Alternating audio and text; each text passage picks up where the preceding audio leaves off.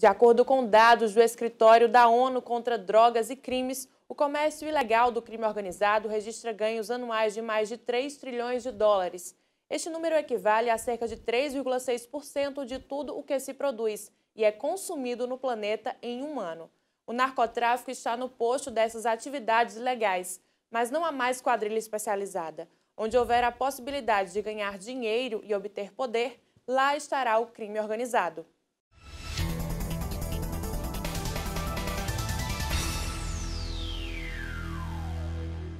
A maioria dos especialistas defende que a inteligência e não a força é o meio mais eficiente para combater o crime organizado. Para falar sobre o assunto, convidamos o juiz Fabrício Meira, que integra o 3º Juizado Auxiliar Criminal da 2ª Circunscrição de Campina Grande. Boa tarde, doutor. Seja muito bem-vindo ao Tema Jurídico. Boa tarde, Roberta. Nós estamos à disposição.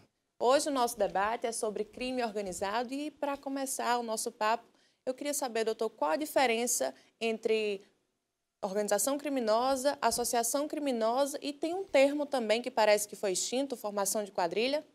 Veja só, Roberta, hoje seria atécnico falar em formação de quadrilha, posto que houve uma modificação em decorrência da edição da Lei 12.850 de 2013, que extinguiu esse delito do Código Penal, alterando a nomenclatura e trazendo o termo associação criminosa, com previsão aí de uma reunião de pessoas para a prática de crimes, reunião de 3 ou mais pessoas. A formação de quadrilha, e o termo quadrilha vem de 4, seria para 4 ou mais pessoas. Então, nós temos hoje 3 institutos, 3 figuras distintas. A associação criminosa do Código Penal, que pressupõe a organização de 3 ou mais pessoas para a prática de delitos permanente. Temos a associação para o tráfico, com 2 ou mais pessoas para a prática reiterada ou não de delitos tipificados aí na lei de tóxicos, na lei de entorpecentes. E temos também as organizações criminosas que são tratadas em legislação própria, precisamente a lei 12.850. E aí pressupõe a formação de um grupo organizado, esquematizado, com repartição de tarefas de 4 ou mais pessoas, com o objetivo de obter proveito a partir da prática de crimes cujas penas máximas sejam iguais ou superior a 4 anos. Agora, a legislação foi avançando à medida que essa organização criminosa foi avançando também, né, doutor? Agora, como isso surgiu no Brasil? Olha, os primeiros registros históricos do surgimento de organizações criminosas no Brasil nos remetem à época do cangaço, aí no final do século XIX e início do século XX. Então, na figura de Virgulino Ferreira da Silva, conhecido como Lampião, se reuniam cangaceiros que praticavam de forma organizada e hierarquizada delitos precisamente de saques, roubos e extorsões. Então, o primeiro registro histórico no Brasil foi o cangaço. Posteriormente, tivemos a experiência aí dos bicheiros, não é? No Rio de Janeiro, com a aprovação do Decreto-Lei 3.688, de 41, que tornou ilegal o jogo do bicho no país. Esses bicheiros se organizaram de modo a garantir o proveito e continuação dessas atividades do jogo do bicho, e aí eles atuavam principalmente na corrupção de agentes públicos para manter funcionando a sua estrutura e também obtendo os lucros decorrentes desse jogo que se tornou ilegal no Brasil. Posteriormente, aí já de uma forma mais moderna, na década de 70 e 80, surgiram dentro do sistema prisional do Rio de Janeiro a Falange Vermelha, o Comando Vermelho, que hoje ainda continuamos a ouvir bastante falar dele, e o Terceiro Comando. E aí passaram a atuar com sequestros, roubos e, sobretudo, tráfico ilícito de entorpecentes. Mais um pouco à frente, na década de 90, em 1993, surgiu no interior do sistema prisional do estado de São Paulo, mais precisamente no Presídio de Segurança Máxima, anexo à Casa de Custódia de Taubaté, o primeiro comando da capital, ou seja, o PCC, que hoje tem sido objeto aí de tantos estudos e investigações, e precisamente que é a organização que disputa com o Comando Vermelho o controle da maior parte dos estabelecimentos prisionais do Brasil. A gente vai falar sobre essas facções criminosas espalhadas pelo país ainda nessa edição, mas o senhor falava que é algo que faz muito tempo que existe, não é algo novo, mas foi crescendo à medida que o tempo passou. Quais fatores contribuíram para o crescimento e para o desenvolvimento do crime organizado no Brasil? Olha, o primeiro fator que eu elenco como essencial para que essas organizações tivessem crescido, sobretudo dentro dos estabelecimentos prisionais, dentro do sistema prisional brasileiro, foi a perda por parte do Estado do controle do sistema prisional.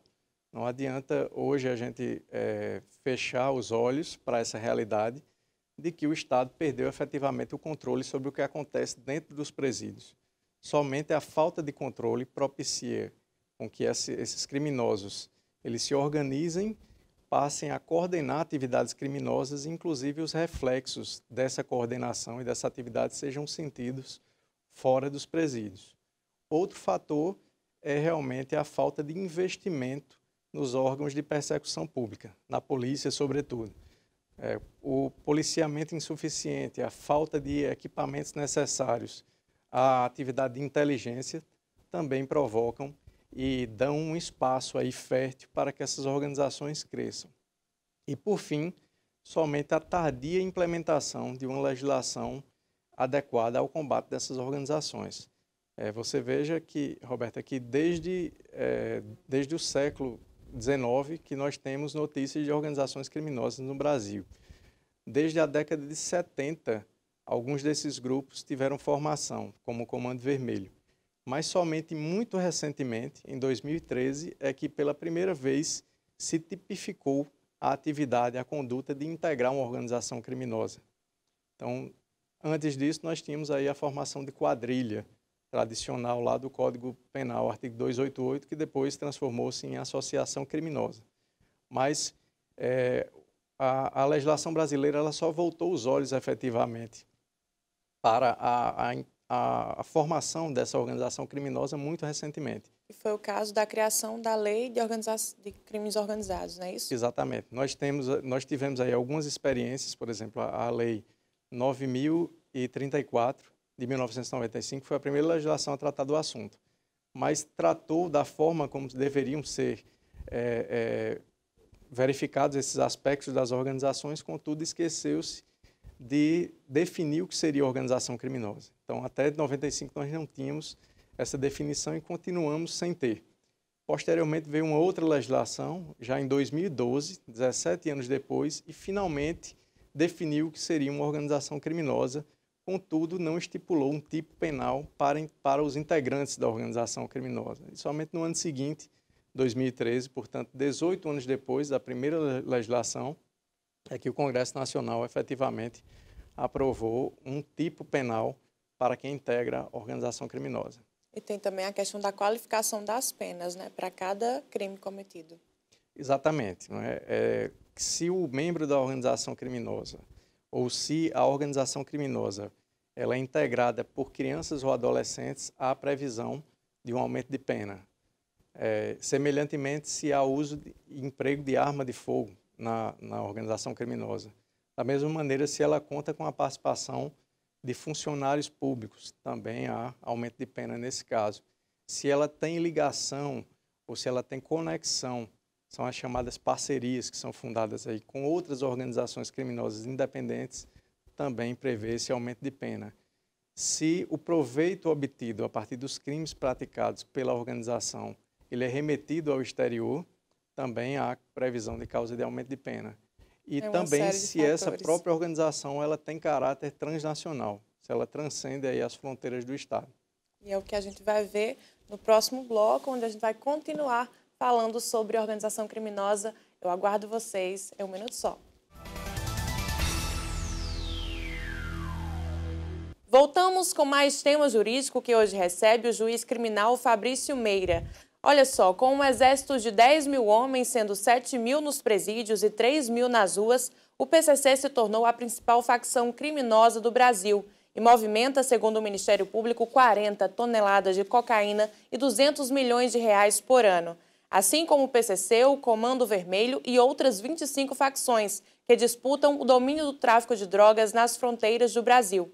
E parece que essa organização criminosa já chegou em Campina Grande. Vamos conferir agora uma reportagem sobre uma operação policial que conseguiu prender suspeitos envolvidos com o tráfico de drogas. O detalhe é que eles estavam com o estatuto do PCC. Confira. Após um mês de investigações, foram presos em flagrante Afonso Rodrigues Tavares Filho, Carlos André Silva Macedo e Ahmad Mohamed, que disse ter origem libanesa. Os bandidos estavam com uma cópia do estatuto do PCC. Segundo o delegado, os suspeitos fazem parte dessa organização criminosa, que comanda diversos atos ilícitos pelo país. O Afonso, ele seria o responsável por guardar os entorpecentes em sua casa. O libanês, que estaria com documento falso, ele faria essa rota Fortaleza, estado do Ceará por inteiro, Campina Grande, Paraíba em geral, né? E o Carlos André, que já foi preso em Pernambuco por homicídio, seria o responsável por fazer a distribuição dessas drogas aqui no estado da Paraíba. Um dos criminosos chamou a atenção da polícia. Com o libanês foram encontradas fotos em que ele aparece segurando armamento pesado. De acordo com o delegado, os documentos apresentados pelo suspeito podem ser falsos. Mesmo ao seu ouvido, este confessou que possui parentes que trabalham no exército lá do Hezbollah, no Líbano, e tratou também sobre a situação em que, na residência do mesmo, juntamente com o Alcorão, o livro sagrado do islamismo, foram encontradas também algumas fotografias que ele mesmo declara que retrata a infância dele, empunhando armas de combate antiaéreo. Lembramos que há cerca de 15 dias, em João Pessoa, também um grupo foi preso, lá de origem síria, com documentos falsos, se dizendo naturais do estado do Ceará. Em contato realizado, hoje pela manhã, com a equipe de João Pessoa, e foi feita essa comunicação com o cartório do município do Ceará, onde, em tese, eles teriam sido registrados, e eles negaram a veracidade desse registro. Estamos também tomando as providências cabíveis para concretizar essa falsidade ideológica, encaminhar o caso também à Polícia Federal. Também mantivemos contato com a Delegacia de Defraudação de João Pessoa, que tem um trabalho já investigativo sobre esse tipo de conduta, para saber se realmente esse rapaz que foi pego ontem, o Mohamed, se ele é libanês ou é brasileiro. Ele alegou ser filho de libaneses e nascido no Brasil. Apresentou um documento que, em tese, comprovaria isso, mas esse documento tem fortes indícios de ser falso. Com os suspeitos foram apreendidos 15 quilos de maconha, bloqueadores de sinal, rádios de comunicação, balanças de precisão e placas de um veículo. Além de distribuir drogas em vários bairros de Campina Grande, a polícia trabalha com a hipótese de que o trio praticava roubos de cargas. Como geralmente os veículos que transportam cargas têm o rastreador dessa carga, com esse aparelho eles conseguem bloquear este rastreamento, levando o veículo para locais de desova desse material roubado. Durante a coletiva, os delegados informaram que as investigações vão continuar para que a polícia identifique a ligação do trio com outros crimes.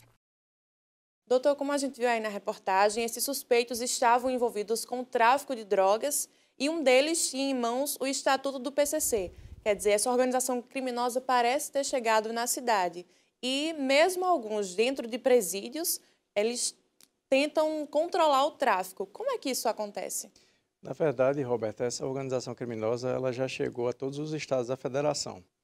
E possivelmente em todas as cidades em que há presídios, né, estabelecimentos prisionais maiores, eles já tenham alguma participação, alguma representação.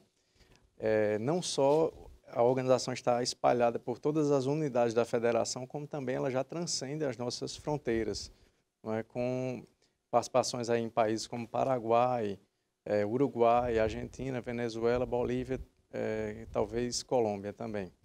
Então, é um problema realmente que é brasileiro, genuinamente, mas também começa a transcender as nossas fronteiras. Nós temos um país aí de dimensões continentais e os nossos problemas têm se agigantado nas mesmas dimensões. como os dados do Ministério Público mostram, foram 40 toneladas, são 40 toneladas de cocaína. É muita droga, né? Exatamente, é muita droga e é muito dinheiro que se obtém a partir do proveito dessa atividade criminosa. Então, não há como se pensar em combate a essas organizações sem efetivamente rastrear esse dinheiro e sem efetivamente apreendê-lo de modo a deixar com que essas organizações não tenham como atuar. Sem dinheiro, dificilmente eles conseguirão aí, patrocinar alguma atividade criminosa. Então, é preciso atacar as organizações criminosas também no bolso, não apenas com prisões, até porque tem se visto que, lamentavelmente, de dentro dos próprios presídios, eles continuam gerenciando essas atividades. O senhor falava que o PCC ele conseguiu chegar em todas as unidades da federação, em todos os estados. Outra forma de organização criminosa que também está, de acordo com a polícia, né, do mesmo jeito do tráfico de drogas, também está se espalhando aí pelos estados, são as quadrilhas que se desempenham a assaltar bancos, explodir bancos.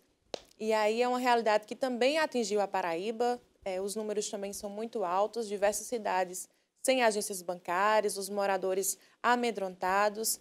Que situação, né, doutor? É uma situação terrível, realmente, e que atingiu o nosso estado de uma forma muito forte, né? E aí, o espaço que é dado para essa atividade criminosa, ele decorre justamente do policiamento insuficiente. Basta comparar o policiamento que nós temos nas nossas ruas com o policiamento que nós vemos em outros países mais desenvolvidos, sobretudo no período noturno. Basta dar uma volta aqui na nossa cidade, né, para que se perceba que é muito difícil se deparar com um carro de polícia. E é justamente nesse período em que esses criminosos explodem aí os caixas eletrônicos, né? Então, são duas questões cruciais para atacar esse problema. O primeiro é policiar de forma eficaz as ruas, de modo a não dar espaço para esses criminosos. E o segundo é fiscalizar de forma eficaz a comercialização de explosivos. Nós temos um setor no Exército chamado de Setor de Fiscalização de Produtos Controlados, que é responsável não apenas pela fiscalização dos explosivos, da comercialização dos explosivos, como também da atividade de caça, colecionamento e tiro desportivo. Então, são muitas atividades fiscalizadas por um único setor. Talvez fosse necessário incrementar esse setor, não é, com material humano e também tecnologia necessária para uma melhor fiscalização e acompanhamento dos explosivos, ou mesmo cindi-lo de modo a criar um único setor para controlar explosivos no Brasil.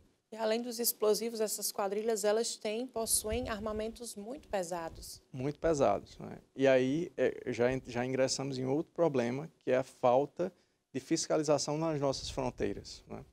Esse armamento, nós temos aí uma fronteira imensa e pouquíssima ou nenhuma fiscalização. Então, esse armamento chega de barco, chega de carro, chega mesmo por meio de caminhadas dos criminosos no meio da floresta amazônica, e não há quase nenhuma fiscalização disso.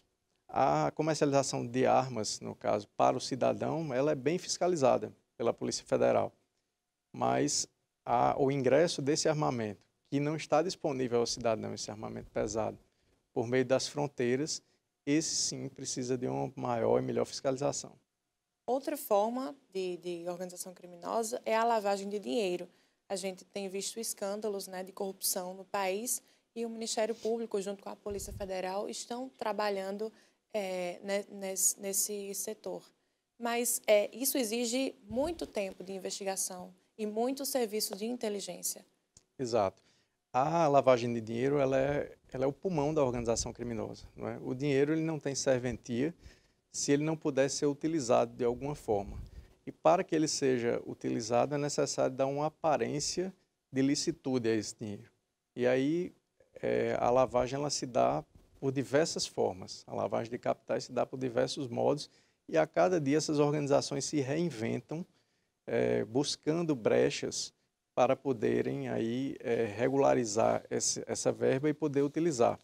O que acontece? Ao tempo em que há um aumento dessa fiscalização, ao tempo que essas operações nacionais, como a Operação Lava Jato tem fechado o cerco contra esses criminosos que lavam dinheiro no Brasil, tem se aumentado, paradoxalmente, o interesse do Congresso Nacional na regularização dos cassinos, que são verdadeiros paraísos para lavadores de dinheiro, para as organizações criminosas. Então, o cassino, historicamente, foi reconhecido como uma instituição em que propicia a lavagem de dinheiro, não é? Pela dificuldade de se fiscalizar a verba que entra com o jogo e a verba que sai com o ganho ou proveito obtido a partir do jogo. O senhor falava dessas investigações da Polícia Federal. Recentemente, aqui na Paraíba também, foram presas mais de 70 pessoas envolvidas num esquema de fraudes em concursos. Como é que essa quadrilha agia, doutor? Olha, somente ao término das investigações será possível conhecer os detalhes sobre o modus operandi da quadrilha. Contudo, pelo que a própria imprensa tem noticiado, a partir das informações prestadas pela polícia, havia um grupo, não é, de pessoas que se utilizavam de pontos eletrônicos e aí, durante a realização das provas, elas obtinham as respostas às questões que estavam sendo propostas a partir de uma equipe de professores que permanecia de prontidão. Então, era uma organização bastante complexa, me parece que com ramificações em outros estados. Sim. E integrada, inclusive, por funcionários públicos. É um crime muito organizado, né, doutor? Muito organizado. A gente vai fazer mais uma pausa e no próximo bloco, o último bloco do nosso programa, vamos falar sobre a política de combate ao crime organizado no país. Eu volto daqui a pouco. Estamos de volta com o nosso programa. Como vimos no Brasil, as drogas trouxeram dinheiro, tanto que acabou criando um efeito cascata que estimulou várias outras redes criminosas. À medida que aumentou o comércio ilegal de drogas, cresceram também crimes como roubo de carga, assalto a bancos, sequestros, pirataria e contrabando. Mas como a polícia e o Estado têm feito o combate a essas organizações criminosas, doutor? Veja, o combate a essas organizações criminosas, ele deve se dar a partir de um trabalho de inteligência. Então, para tanto, é necessário estruturar e bem estruturar esses órgãos incumbidos da persecução penal, inicialmente a polícia, com a criação aí de delegacias especializadas no combate ao crime organizado. Nós temos essa delegacia aqui na Paraíba, na Polícia Federal. O Ministério Público também criou grupos articulados de combate ao crime organizado, chamados GAECOS, e o Judiciário ainda não possui uma vara especializada no crime organizado. Mas o que importa é que tanto os policiais, os delegados de polícia, os promotores ou procuradores de justiça e juízes que participam, não é, desses processos, dessas investigações relacionadas à atividade de organizações criminosas, sejam efetivamente vocacionados para o trabalho. Porque se trata de um trabalho inegavelmente diferenciado e requer um perfil profissional diferenciado. No primeiro bloco do nosso programa, o senhor falava que a legislação para o crime organizado é muito recente.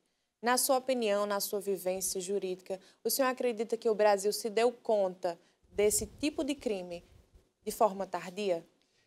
Não se deu conta de forma tardia, mas a resposta legislativa ela foi muito lenta. Me parece que o parlamento não se apercebeu de uma forma muito eficaz da necessidade de criação, de aprovação de uma legislação específica. E quando o fez de uma forma inadequada. E aí somente 17 anos após modificou essa legislação. Então esse mesmo parlamento que teve, digamos que não teve muita pressa em aprovar uma legislação de modo a possibilitar a punição e investigação adequada das organizações criminosas, é o mesmo parlamento que hoje tem pressa em criminalizar condutas de juízes, promotores e policiais que julgam, denunciam e investigam essas mesmas organizações. Na nossa conversa, o senhor falou sobre a questão da inteligência, do serviço de inteligência. Esse combate, a política de combate ao crime organizado, ela seria uma união de forças, talvez, entre Polícia Federal, Ministério Público e a Justiça? Sem dúvida. É inegável que o magistrado necessita manter a sua imparcialidade durante todo esse processo, seja aí na fase pré-processual, fase de investigações, ou mesmo durante o processo judicial. Mas há que haver necessariamente um diálogo entre Ministério Público, Judiciário e Polícia, porque estamos tratando aí de uma criminalidade organizada e que está sempre um passo à frente pensando em como se safar da punição a esses crimes que eles praticam. Então, é necessário um diálogo, sem dúvida, e uma ação integrada com o objetivo de possibilitar um julgamento justo e, sobretudo, que os fatos sejam colhidos e que retratem a verdade da atuação dessas organizações. Doutor, além dos presídios, as favelas hoje elas são o berço do crime organizado, do tráfico de drogas. E no Rio de Janeiro e em outros estados do país foram criadas as unidades de polícia pacificadoras.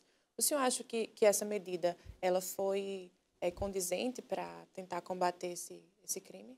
Num primeiro momento, foi uma medida interessante, a criação das unidades de polícia pacificadora, até porque houve um marco ali naquelas comunidades do Rio de Janeiro.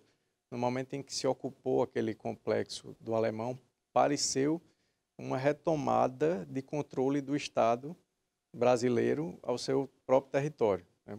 Que aparentemente já tinha perdido o controle, e isso era tratado em literatura estrangeira já como um Estado revolucionário dentro do Estado brasileiro, um Estado revolucionário criminoso dentro do Estado brasileiro. E aparentemente, a partir daquele momento, se retomou o controle. Contudo, me parece que o trabalho hoje já se encontra, de certa maneira, desvirtuado pelas notícias que temos recebido, de modo que seria indispensável haver que fosse reinventada a unidade de polícia pacificadora, né? Que, de fato, o Estado ingresse nessas comunidades, mas ingresse para trazer justiça social, punição aos criminosos e a erradicação do tráfico. Não dá para... Esse é o grande desafio. Exatamente, não dá para compactuar com a implementação de uma unidade de polícia pacificadora e aceitar que determinada facção continue, no caso, controlando a comunidade. Essas medidas que foram adotadas pelo governo, pela justiça, para combater o crime organizado, elas dão sustentação realmente à segurança dos brasileiros? E, na sua opinião, quais medidas ainda precisam ser adotadas para erradicar, de uma vez por todas, como o senhor disse, a ação criminosa no país? Olha, hoje nós já temos um arcabouço legislativo que possibilita o avanço das investigações e dos processos relacionados às organizações criminosas. Mas há muito que se pensar ainda no sistema de segurança como um todo, não é? A gente precisa repensar a polícia, precisa repensar o treinamento dos policiais, o número de policiais e, inclusive, a valorização do policial, não é? A gente não pode falar em uma polícia eficaz, uma polícia eficiente, se é uma polícia mal remunerada, é uma polícia que não recebe a sua devida valorização. Temos esses instrumentos legislativos e precisamos avançar também em equipamentos, em treinamento e conscientização dos agentes públicos que estão ligados aí nessas atividades. Nós já temos visto hoje o avanço, mas a verdade é que, em se tratando de segurança pública, não dá para falar em paz, não dá para falar em tranquilidade da comunidade se nós não tivermos realmente uma polícia atuante e com um número suficiente de policiais. E sempre é preciso avançar, né, doutor? Sempre é preciso avançar. A gente agradece demais a sua participação aqui no Tema Jurídico, esclarecendo nossas dúvidas, debatendo um pouco para o pessoal que está em casa sobre a questão do crime organizado. Muito obrigada, doutor. Eu que agradeço, Roberto, estou à disposição sempre. Com certeza virá novamente em outra oportunidade. Olha, o Tema Jurídico de hoje está acabando. No próximo sábado a gente volta com mais debate na área do direito. Obrigada pela sua audiência, por acompanhar nosso programa e também pelas sugestões enviadas para a nossa produção. A gente conta com a ajuda de vocês, então podem mandar dúvidas ou sugerir assuntos que são de interesse jurídico e podem ser discutidos aqui. Basta apenas acessar nossas redes sociais e nosso canal no YouTube. Eu espero por vocês. Um ótimo domingo e uma boa semana. Tchau, tchau!